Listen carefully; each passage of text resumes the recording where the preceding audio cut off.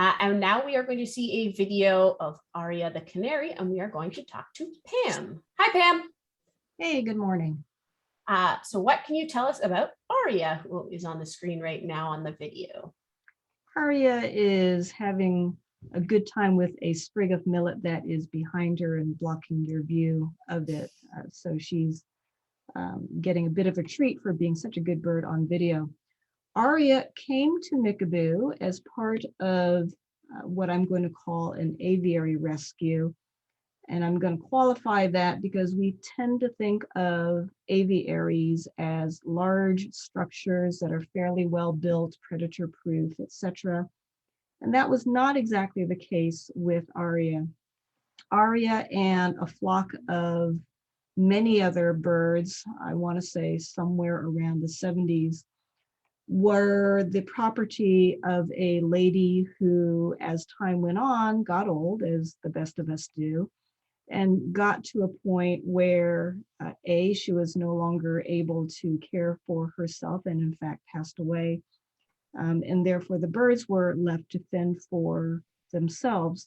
Unfortunately, a neighbor was able to access the property, care for the birds while she contacted Mickaboo to get them into a better long-term place. The rescuers who went in noted that the structures in which the birds were held were not well built, did not protect the flock particularly well. So they weren't mosquito proof, for example, they weren't predator proof, and many of the canaries in that particular rescue perished or were tested positive for many sorts of canary diseases, be it canary pox or the like.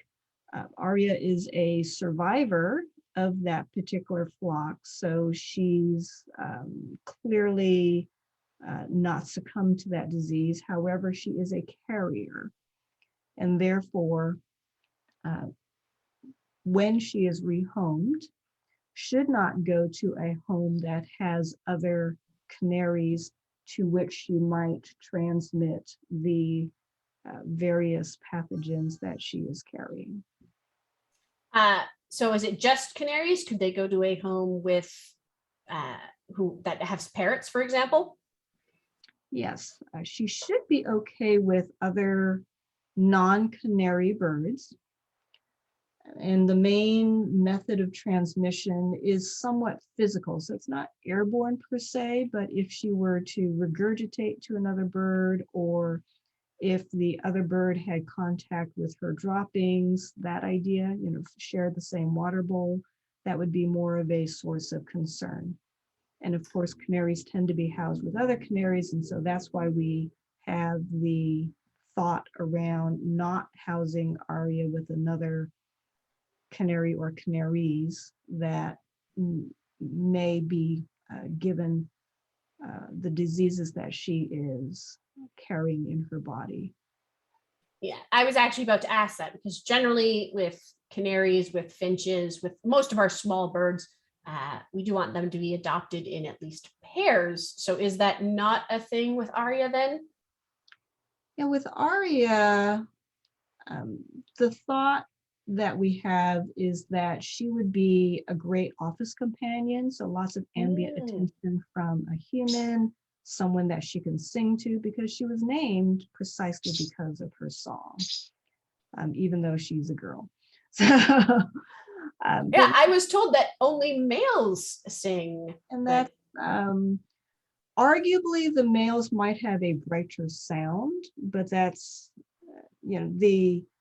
the thought of only the males sing is a generalization, and there's always going to be exceptions. And Aria is one of those wonderful exceptions.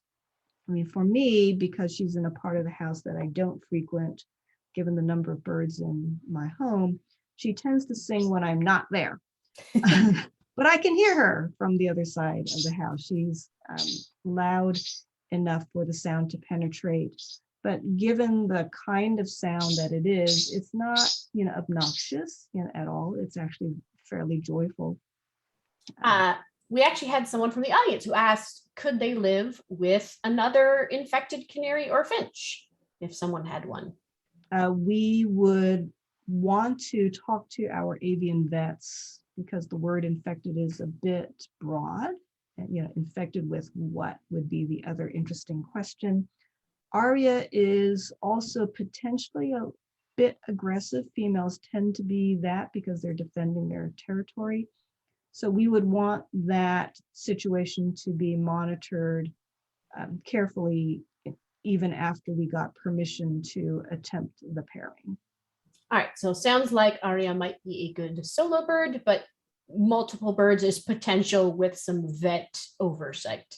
I actually wanted to ask, just because I'm sure this will come up, because when someone says canaries, people think these little yellow things. So is Aria like a different species of canary, or is it just a coloring thing?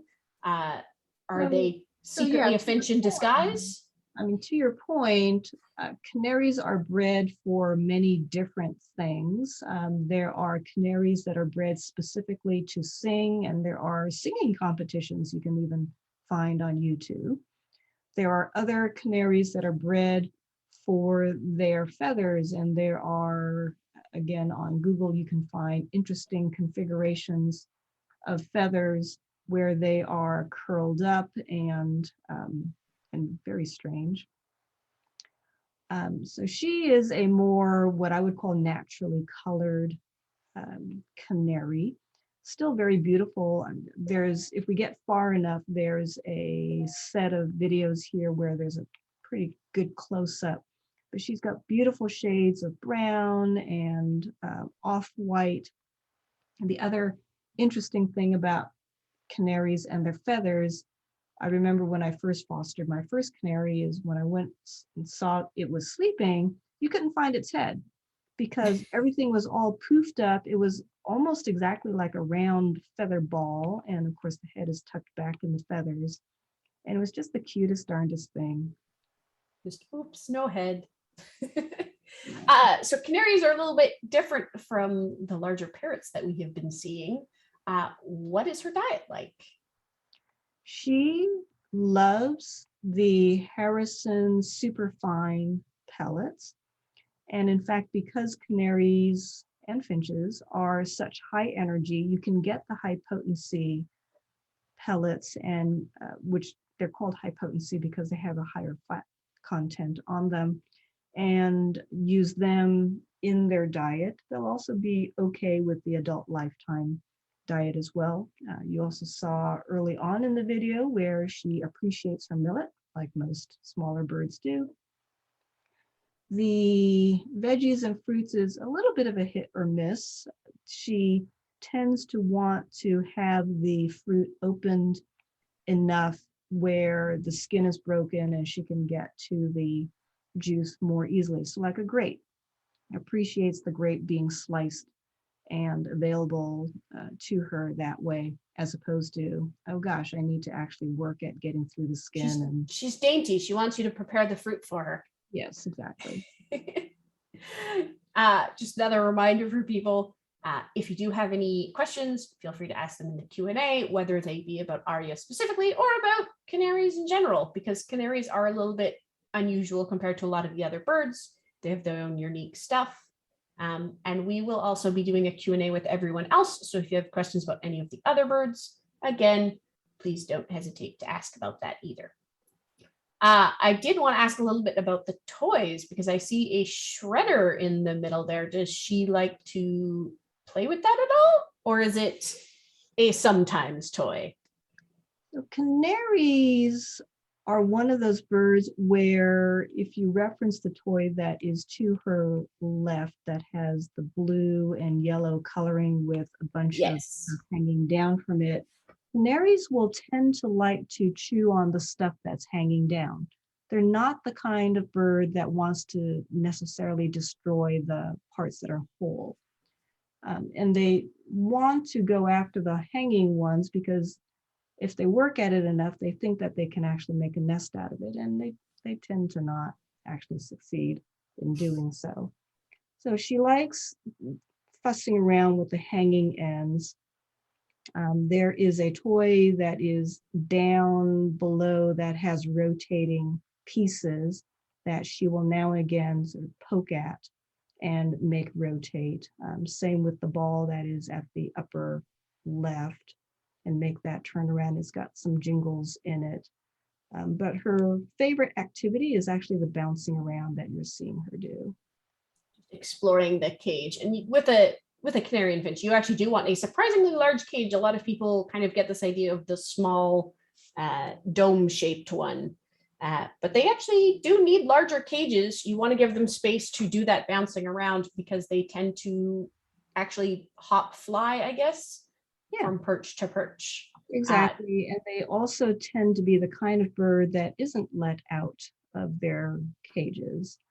And as opposed to parakeets or the other birds that we saw earlier today, they tend to live their life entirely within the confines of their cage. So you want it to be as big as you can afford and have the space for.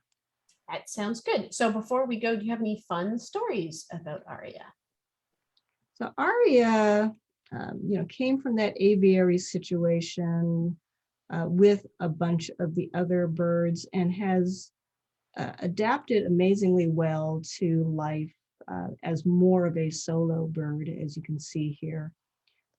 Again, just amazing song, just like her name implies, and just a truly delightful, low maintenance bird.